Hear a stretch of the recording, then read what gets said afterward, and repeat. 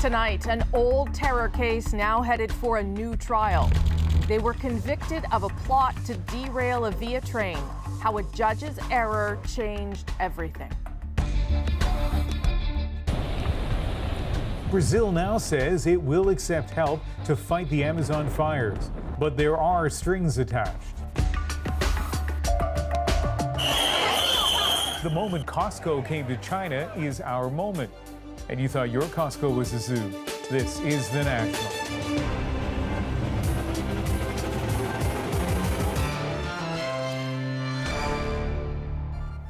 These are the suspects, Shaheb Esseghir and Rahed Jasser.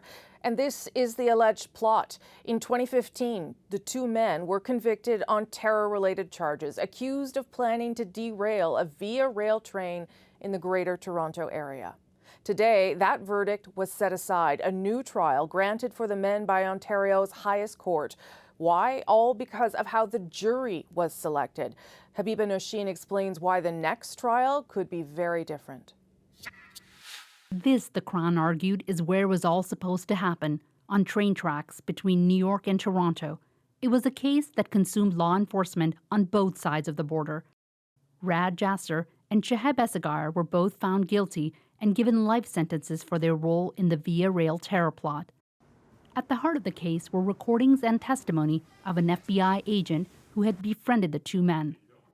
Wearing an elaborate disguise to conceal his identity, the FBI agent spoke to CBC News after the trial. He tells me that one of the plots was to derail a train, and we're going to visit a dear brother who was in this plot with him to derail a train. But from the beginning, there were questions about the trial, especially about Esseghir, who appeared to be mentally unwell. He refused to take part or be represented by a lawyer. But an issue with the jury selection is what led to a new trial being ordered. Jasser's legal team argued that jury selection violated the men's right to a fair trial. Fair jury selection procedures are really a hallmark of the Canadian justice system. Megan Savard was the lawyer for Rahed Jasser during his appeal. He was grateful. It's a lot of information to process, and obviously the next steps after a successful appeal are not always clear, but happy and grateful. The Crown says it will proceed with a new trial and has 60 days to decide to appeal today's ruling in the Supreme Court. So Habiba, with this new trial now ordered, what, if anything, could be different this second time around? Well, the biggest change since the trial, while Esseghir has been in prison, we know that he's been under treatment for schizophrenia. He has submitted statements to the court for his appeal, stating that he was suffering from schizophrenia throughout the trial. So if he decides to go for a defense of not criminally responsible in the new trial, that could play out very differently. Second, the FBI informant you just saw in my story has written a book, almost a tell-all about the case, and has given interviews, including to the CBC. So if there were any statements he made in the book that contradict what he said on the stand, that could prove to be very useful for the defense. Could be different trial indeed. Thanks very much, Habiba. Appreciate it. Thank you. Now, both Esseghir and Jasser are still in custody. Jasser's lawyer says they will stay there unless there's a successful bail application. If politics could put out fires, the Amazon rainforest might be safe tonight, but that is not the case.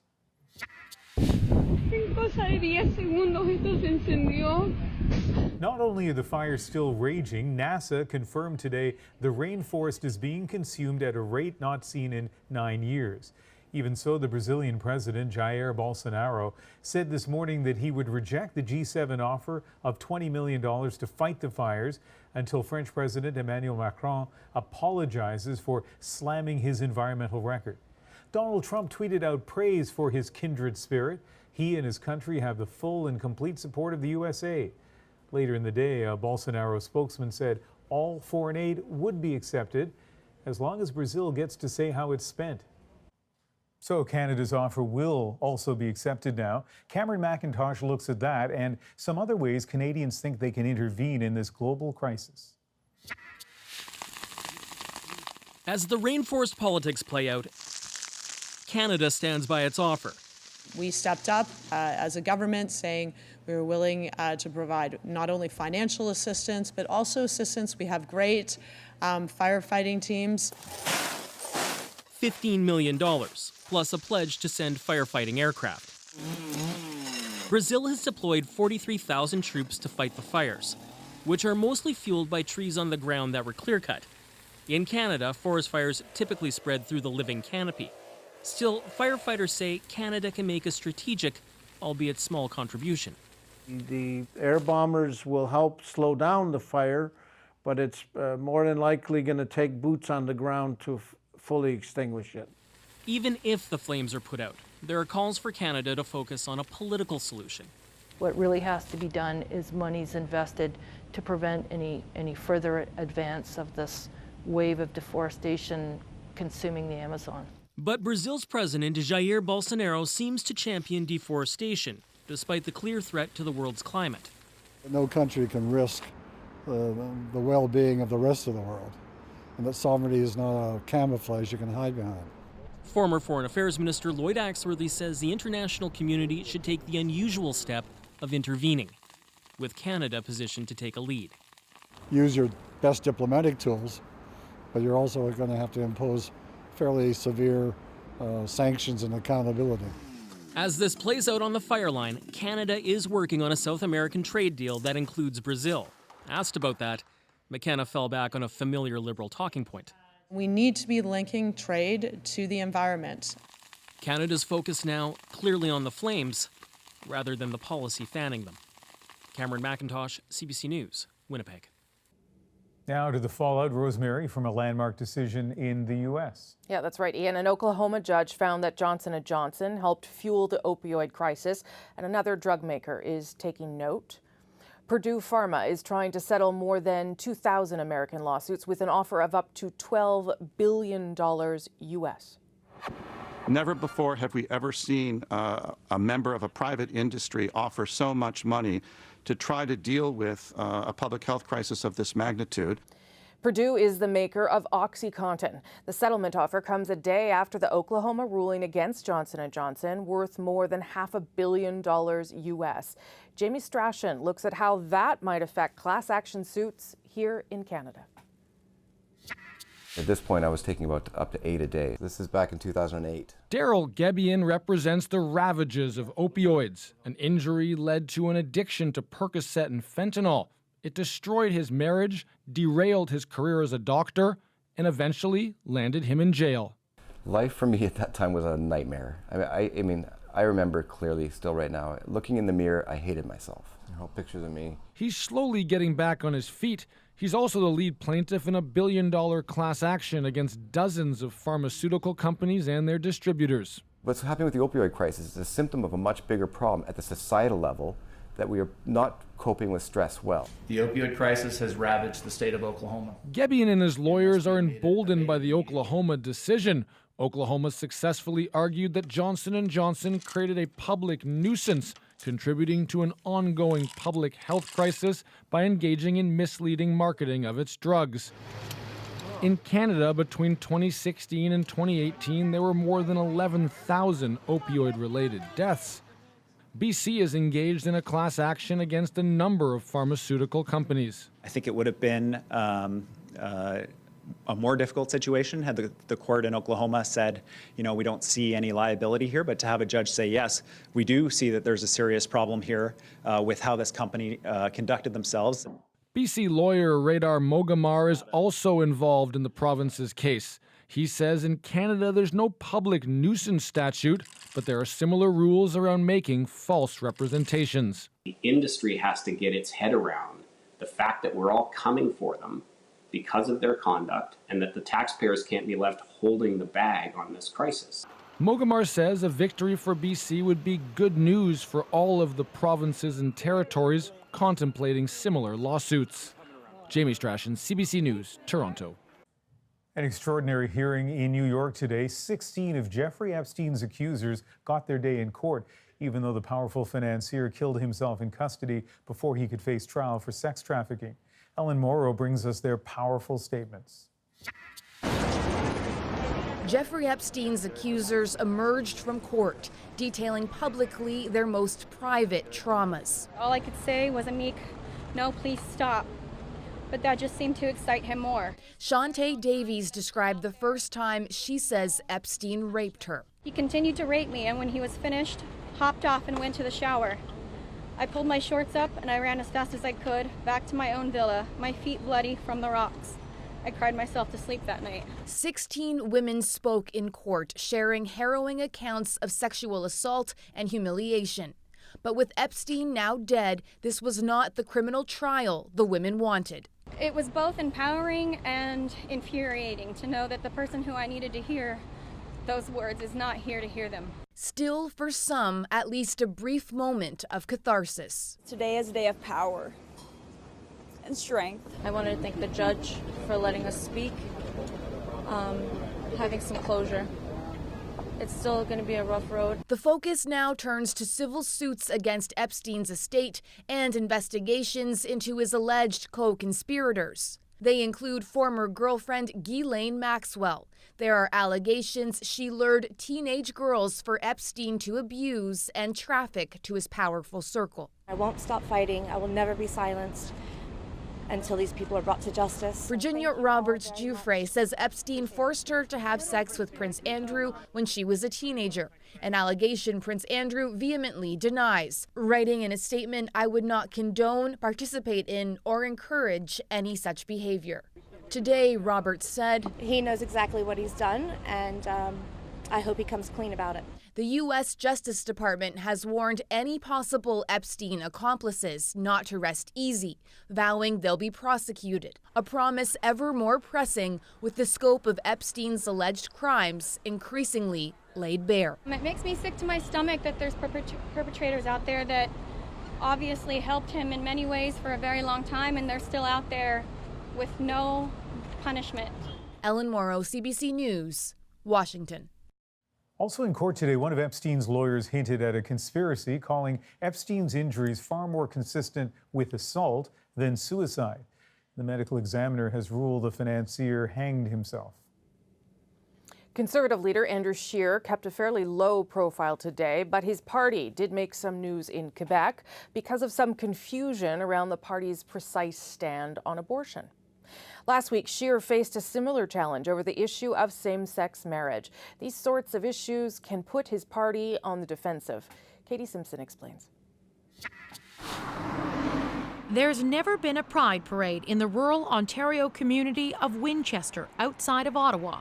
Though Eric Duncan says he's always felt accepted here, just as he does in the Conservative Party. I would not be running in this election if I felt in any way encumbered or unwelcome, and I've had the total opposite. Duncan says he's one of 4 openly gay Conservative candidates, and he believes leader Andrew Scheer has evolved from his initial opposition to same-sex marriage. I know of several family members and friends that have as well, and that's what we should be celebrating or acknowledging, how far we've come as a country. The Conservatives are facing pointed questions on social issues, since Scheer himself has not been as direct in his own words, according to critics. We need to make sure that he looks Canadians in the eyes and tells exactly what he thinks, and in order to make sure that Canadians can make a choice. When the Liberals dragged out this old video of Scheer opposing equal marriage, They cannot, therefore, be married. the Conservative leader avoided public questions, putting out a statement instead saying he unequivocally supports same-sex marriage as defined in law. In Quebec, there's also confusion about Scheer's position on abortion. C'est faux, ça. C'est faux, c'est totalement faux. Some candidates say they believed backbench Conservative MPs would not be allowed to table private members' bills on this issue. Scheer has said his government would not reopen the abortion debate, but has never shut the door to private members' bills. Un gouvernement conservateur ne rouvrira pas ce débat. The Quebec MP taking the blame for the mix-up left that door open too. Scheer is walking a careful line, trying to not upset the social conservative base that helped him become party leader in the first place, a balance that will be trickier as the campaign ramps up. Katie Simpson, CBC News, Ottawa. And some stories we're watching tonight on The National. Master Corporal Patrick Matthews, a reservist and alleged recruiter for the militant white supremacist organization, The Base, has been relieved of his duties permanently, pending a release from the Canadian Forces. This comes after an undercover reporter with the Winnipeg Free Press revealed Matthews' activities, and police seized weapons from his home last week. Looks like a bit of a war zone down here. And a state of emergency has been declared in southwestern Ontario, where the community of Chatham, Kent, is being inundated by floodwaters from Lake Erie. Officials have been going door to door, asking residents to leave their homes. They say power will be temporarily cut off and the area's water supply may be affected. 6 people are facing charges tonight after a pair of off-duty police officers were attacked in downtown Montreal over the weekend. We are deeply affected by this. We find this to be totally unacceptable. Police condemning the attack and said more people could be arrested. They haven't identified a specific motive, but say the suspects are known to police. Both officers are recovering at home. That kid's very stupid. And a new warning from Nova Scotia's lifeguard service about the dangers of swimming off Peggy's Cove. This video was taken Sunday afternoon, and the person in the water appears to be a teenage boy. It's believed he made it out safely, but the lifeguard service says more people drown at Peggy's Cove than anywhere else in the province. The water may appear calm, but conditions can change quickly. There are 42 signs around the lighthouse warning of those dangers. In the face of a growing anti-vaccination movement, an attempt today to push back in New Brunswick. Public hearings began on the government's plan to strengthen mandatory vaccination rules for students, getting rid of all non-medical exemptions. As Shayna Luck shows us, it's a difficult issue on all sides. It's an important, emotional day for Marissa Guchis and her family. She's back on the ice again after brain cancer and chemotherapy kept her off for 2 years. It's so huge because we watched her during treatment. She tried to stay in hockey and tried to play, and she just couldn't do it. It was heartbreaking to see her struggle. But brain cancer wasn't Marissa's only setback. Chemotherapy reset her immune system to that of a newborn baby. So when there was a measles outbreak at her high school last May, she had to be pulled out and isolated. That was the worst part for sure, was just feeling like she was getting back to normalcy and then having the rug pulled out from under her again. That spring outbreak is why New Brunswick's government is trying to change the vaccination laws for children in public schools. It would no longer allow parents to opt out for ideological reasons, only for medical ones. And a crowd came to the legislature today in opposition.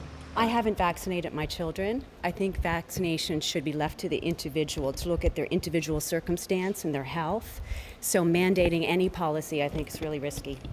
The bill would cover daycares as well as schools, and the education minister is backing it strongly. You just have to remember that if we're going to follow the science and follow the evidence, there are no two sides to this debate, like there is no two sides around whether the earth is flat. Marissa still can't be vaccinated for at least another 3 months, so she can only hope for an uneventful start to the school year. I think they should be mandatory because, like, in the middle of May, an entire school had to just stop, almost get shut down.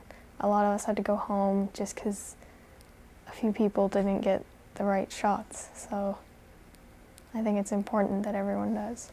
If the bill passes, the changes would take effect in September 2021. Shayna Luck, CBC News, Fredericton.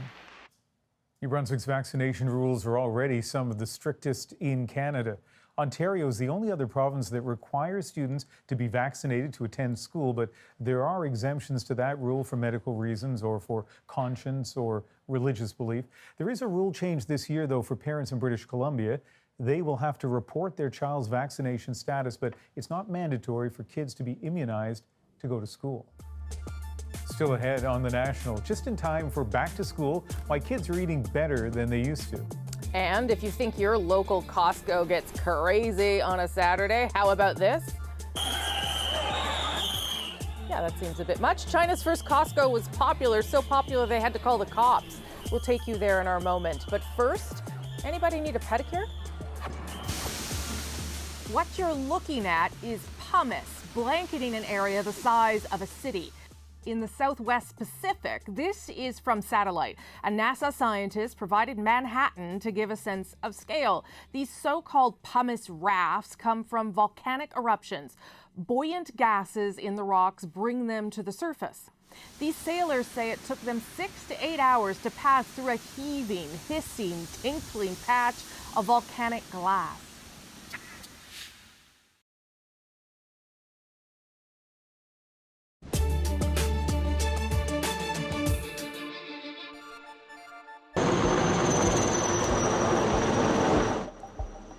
Scenes like this have been few and far between this summer in California. More rain and overall cooler temperatures had meant an unusually tame fire season. Welcome news after the past 2 record-breaking and destructive years. But that doesn't mean California is in the clear just yet. It's given firefighters and residents time to prepare for what could come, including better protection for the equestrian facilities in the state. Kim Brunhuber looks at the lessons learned and the scars that remain. It's like hell came to town that day. You're just thinking this can't be happening. This is worse than a nightmare. Here at this equestrian training center 70 kilometers north of San Diego, there's little evidence of the inferno. No fire scars, no burn marks, except those etched on their skin. When the Lilac Fire tore through San Diego County, the hundreds of palm trees that lined this road lit up like Roman candles. Fiery darts shooting into your barn. And your barn was? Yeah, it was right here? Right here, yeah. Herrick's filly, Lovely Finish, was inside. He had no choice, he says, but to go in after her. These deep burns in my elbow and all this is, that's permanent. Herrick spent 12 days in the burn unit. As for Lovely Finish, about half of her body was severely burned. A lot of people didn't think she'd make it through the night. Tragically, almost 50 horses died, including 6 Herrick trained or owned, some of them perishing after they ran back into their burning stalls. Massive fires are becoming more common in California, but the regulations governing facilities like these haven't changed. For instance, there were no sprinklers here. The law still doesn't require them, despite calls from animal rights activists to make them mandatory. It's the most life-saving thing that you can do for these animals is to have sprinkler systems. They installed the fire sprinklers. After the deadly fire, this training center now has installed them. It's kind of like shutting the door after the horse is already loose. Some horse owners say with the increasing severity and frequency of fires, not enough is being done to protect the animals. So one Canadian is taking matters into her own hands. Vancouver-born Dahlia McPhee is a well-known Hollywood fashion designer based in LA. Last year, she and her horse Wolfie barely escaped this fire that raged through the Malibu area. So she designed this. It's basically an emergency evacuation blanket. The EquiSafe blanket. You see it's not catching on fire, which is great. I'd like that the code be changed, that all horse blankets should have some level of fire retardancy in them. I'm not going to let this fire defeat me or ruin my life. For Herrick and Lovely Finish, even this slow walk is a win. For a long time, his filly was scared to walk by the spot where his barn used to be. And now that doesn't even bother her, so I think she's put the whole thing behind her. Incredibly, 10 months after the fire, his horse was back at the tracks, racing. I didn't care if she ever ran again. Herrick still has nightmares, he says, of his other horses, the ones that ran back into the barn and never came out. But having her helps, doesn't it, hon? Yeah. Through the pain and the nightmares, he says, she makes the unbearable bearable. Kim Brunhuber, CBC News, Bonsall, California. Still ahead on The National, a bicycle built for two. Specifically, a man and his beagle. Meet Frankie just ahead. But next, back to school means back to school lunches. Everyone should be able to get food and be able to get their energy. Why kids on average are eating better than they used to. Next.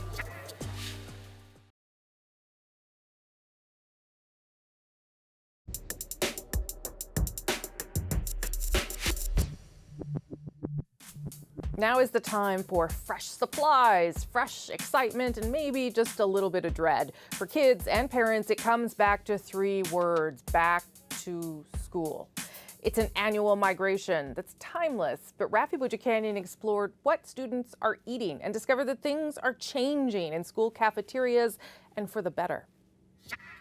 What would you like? Would you like a roast beef and cheese sandwich? Lunchtime at St. Teresa of Calcutta in Edmonton, and the kids here know good food is important.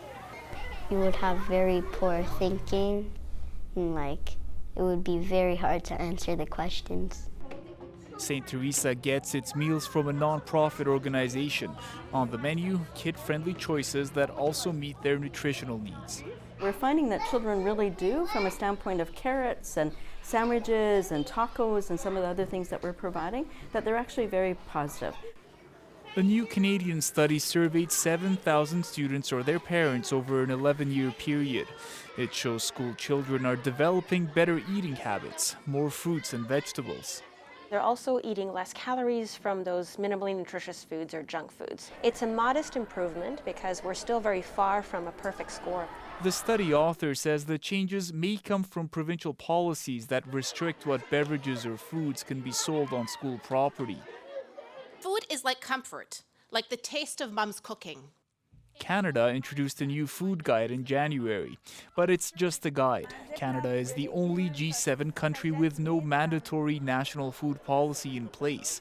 With an election soon, dietitians say it's a conversation that should happen, but a national policy is hard when schools are governed by provinces. We would need to be mindful that we would want to integrate into provincial curriculum. We would want to make sure that schools and districts have autonomy. For the kids at St. Teresa, better nutrition is a no-brainer.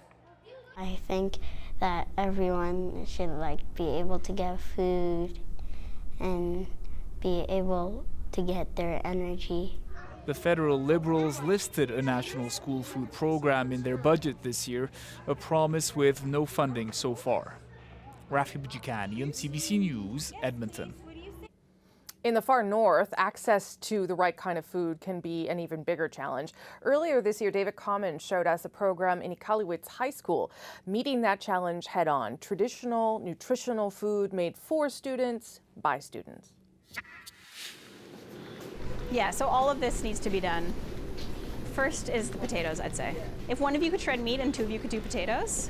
You're making lunch right now? We are. Lunch yes. for how many people? Probably 100 to 120. Yeah. So it's busy time. Less than an hour till mealtime. That's right. That's right. Every other day at the only high school in Iqaluit, teacher Lael Kronik and a group of students make lunch for the entire school.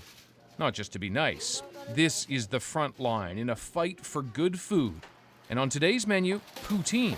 Just kind of shred it into bite-sized pieces as much as you can. And that meat? We have some tuktu, some caribou. Yeah, it's really important that students have access to traditional foods. And it's quite healthy. It's very healthy, yeah. And what's the purpose of this? I'm a food studies teacher, and so in our class we end up having lots of discussions about food insecurity and some of the issues students are experiencing in the school and across Nunavut. And with students, we were kind of discussing what we could do as a school community to help address the issue of food insecurity. And Nia and Maddie, there's another pan of potatoes here. Across Nunavut, 7 out of 10 young people go to bed hungry. Many more can't afford the most nutritious food. So malnourishment is a stark reality in the north, as if it were some faraway land. I mean, there's so much research about the importance of kids having enough to eat. They're huge. And do kids have enough to eat in the north? No. Yeah, if you speak to any of the students, they can share experiences that are personal or people they know well, struggling to have access to adequate and nutritious and culturally relevant foods. What are you guys making? We're trying to make it it has the caribou broth. Why do you guys like doing this? It's really fun and it's really needed. It's really needed. What do you mean by that? There's a lot of communities out there where there's schools that have so many hungry kids. It's pretty much like that here, but we're helping it a lot. Oh! The school doesn't have the money to do this every day. Getting food traditional or imported by plane from the south is costly. So you can just snap it off. In addition to the lunch program, they're also thinking ahead to more ways they can control their own food supply. And yeah, this is the Dinosaur Kale, the kind of bluish one. The students have started to grow leafy vegetables right in the cafeteria year-round. How quickly does this grow? I mean, you can probably get some baby lettuce in a month. In a I'd month? say. That's pretty quick. Yeah. And we get to try foods that they don't even ship up here because we grow them ourselves. So, ready?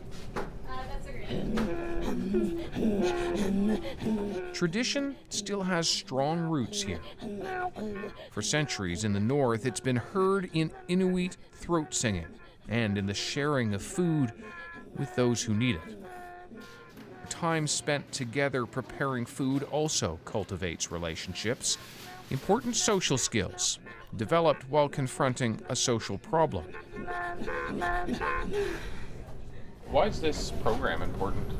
It helps students that can't really get food at home by their parents working.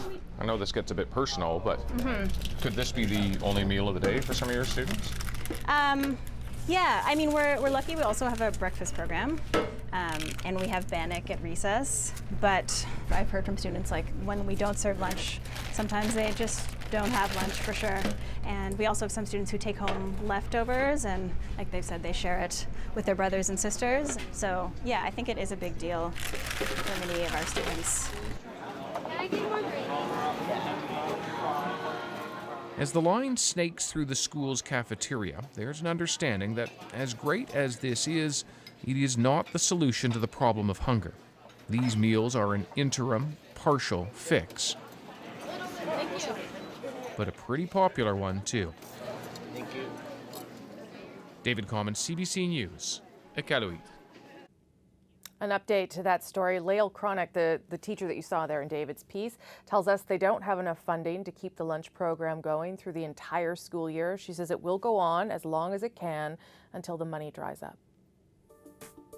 Next on The National, a new survey says Tuesday is the most productive day of the week. But if you were too burnt out to get much done today, this next segment's for you. I think it's really damaging for your mental health. It definitely was for mine. I felt very, very lonely. I was starting to get depressed. Why the things we do to make work easier are having a negative effect on our health.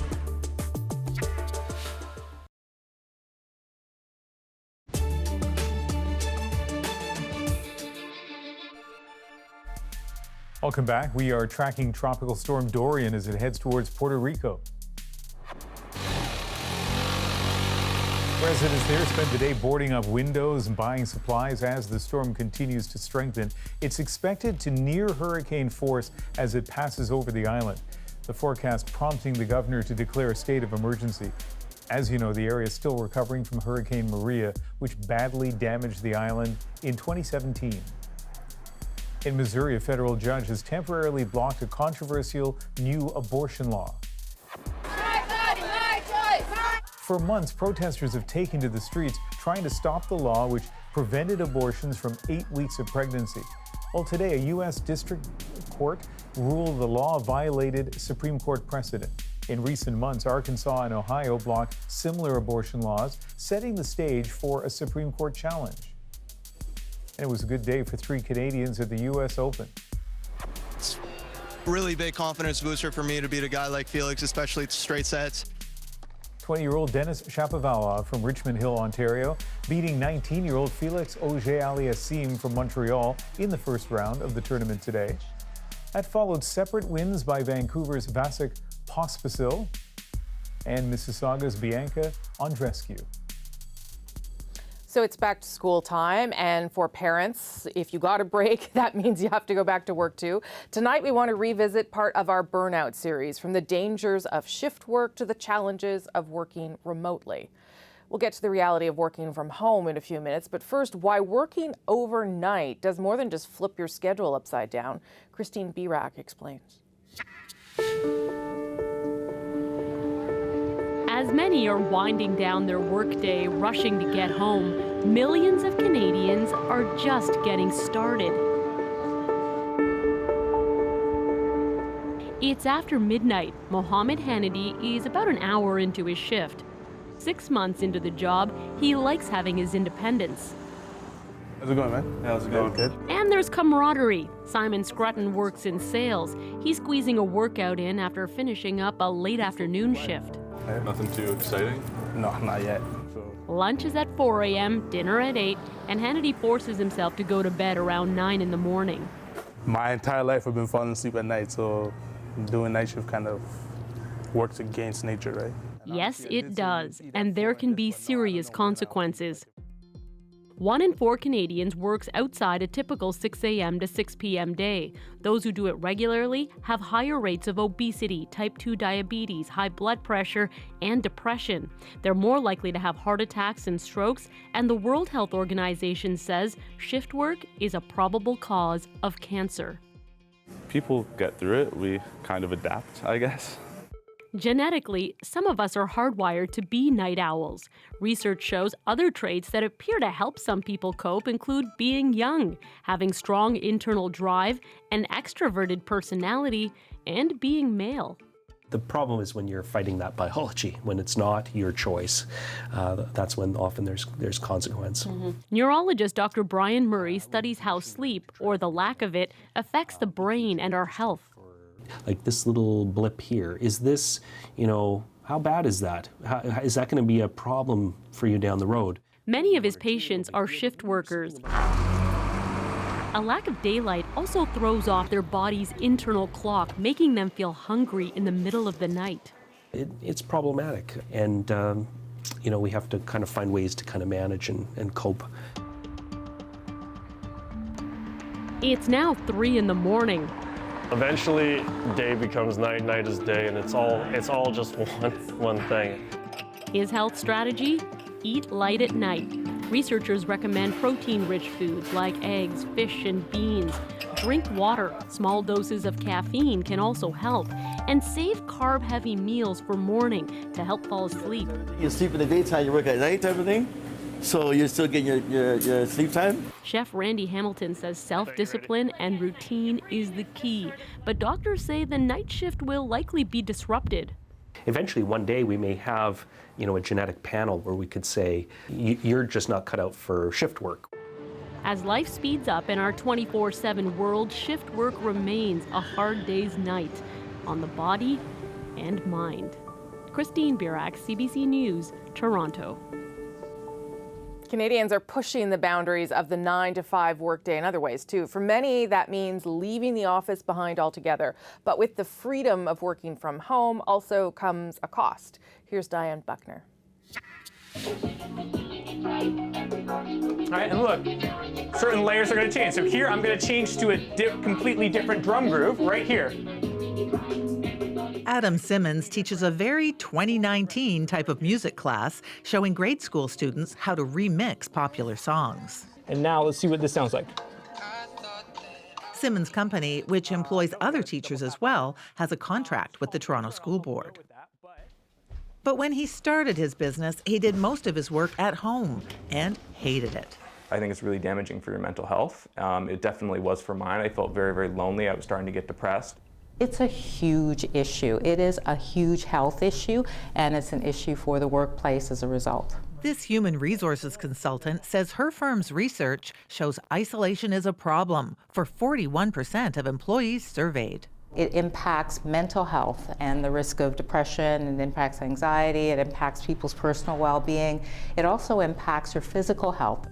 But the trend towards working outside the office, often alone, has been growing steadily. The most recent data from Statistics Canada says 2.5 million Canadians, more than 12% of the workforce, work at home, at least part of the time. And as remote work has grown, so have mental health costs, now at 30% of all disability claims. Research hasn't yet connected those two trends directly, but isolation is described as extreme most often by those who work at home. When somebody is saying that something is extreme, it's hard to imagine that that's not seriously impacting their lives and their well-being. Rebecca Yaffa works for an event company that has no office whatsoever. It's entirely online. Eventually, it got to a point where I was a little bit lonely and I was really craving some social interaction. She decided to rent a desk in a co-working space. Hey, I'm Rebecca. It's nice to meet you. Which hosts several social events each month. I'm the only one on my team here. It connects her with others who have similar working situations. Adam Simmons has abandoned his home office as well. He too now rents a space in a co-working facility. The most severe punishment we give a person if they've committed the most heinous crime is we take them away from other people. Like solitary confinement. Yeah, that's the worst punishment we have. Experts say the key to working alone and avoiding loneliness is staying connected. How did that sound? a reminder of the importance of maintaining a real social network. Diane Buckner, CBC News, Toronto. Next, our moment when China's first Costco was so popular, they had to call the cops. Nobody lonely in that scene. We'll have the full story next. But first, in case you missed it, move over Doug the Pug and Jif Palm. There's a new Canadian top dog climbing the social media charts or making his way through the streets of Halifax in style. Frankie. Meet Frankie the Beagle. Sometimes he's on a boat, sometimes he's on a bus, but his preferred method of getting around, a backpack and his owner's bike. The backpack just, I don't know, it sort of happened. It turned out he liked biking, you know, like with the backpack. And who wouldn't? Skipping through the city traffic and all the treats you can eat. Just look at his ears flopping in the wind. Those goggles are for style and comfort, in case you're wondering. Thanks to a string of live streams, Frankie has a few new friends. Within, I don't know, 10 or 15 minutes, we had like 30,000 people watching it. I'm a little worried he might start thinking that he's, you know, too good for me or something, right? Like that I'm going to be holding him back at this point, I think. And while the dog days of summer may be coming to an end, Frankie's content sure isn't. I have an idea of like live streaming him on my back coming from the park with like a bone in his mouth. Stay humble, little guy.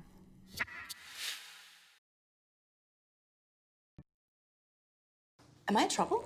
It's about your scrunchie. Scrunchies are back in style. Legally speaking, scrunchies were never in style. What were you thinking? Actually, they're called hair clouds now.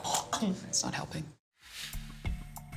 say the word Costco to someone, well, it's polarizing. You'll either get a list of things that you must buy for them, or perhaps a stream of overcrowding horror stories. And now there is a new Costco. China just got its first one. So one Costco, all of China. If there was any question about how popular it would be, well, you can just throw those questions out. Our moment tonight, the opening day so successful, it had to end early.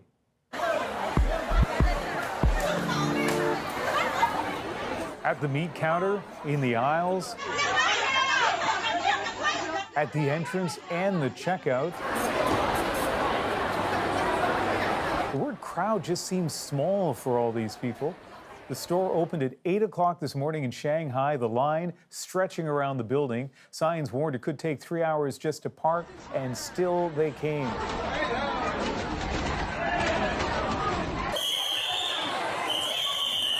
By early afternoon, though, the place had to be closed for public safety, according to the local government. It urged people to consume in a rational manner. Costco has been an online presence only in China for the last 5 years, so it had a following, but it seems no one thought it was this big. In the end, maybe not the opening day some shoppers had dreamed of, but whoa, the wall-to-wall memories they're now left with. This was my face the whole time you were talking. Like that. So the store is 4 stories, 150,000 square feet. So the first floor is the store, and then all the other floors are for parking. 1,000 cars can park there. I mean, the whole thing is, it's just big and a lot. So every time I go to Costco, and I think we're allowed to, admit the fact that we actually have lives where we go to stores, and I go to Costco. Every time I go there, I think this is the anti-online shopping place.